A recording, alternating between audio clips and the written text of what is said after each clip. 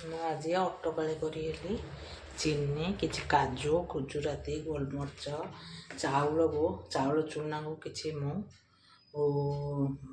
ମାନେ ବତୁରେଇ ନେଇଛି। ଇଏ କ୍ଷୀର ଆଉ କିଛି ନଡ଼ିଆ ମୁଁ ନେଇଛି। ତାରେ ମୁଁ କିଛି ଘିଅ ନେଇଯାଇଛି, ଖଣ୍ଡେ ତେଜପତ୍ର ଦେଇଦେବା, କିଛି ଗୋଲମରିଚ ଦେଇଦେବା, କାଜୁ ଦେଇଦେବା,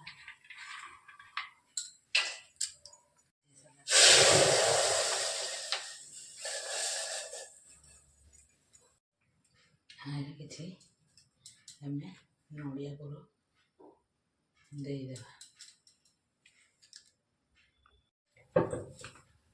ଗୋଳି ରଖିଥିବା ଚାଉଳ ଚୁନାକୁ ଆମେ ଏମିତି ଦେଇଦେବା ଧୀରେ ଧୀରେ।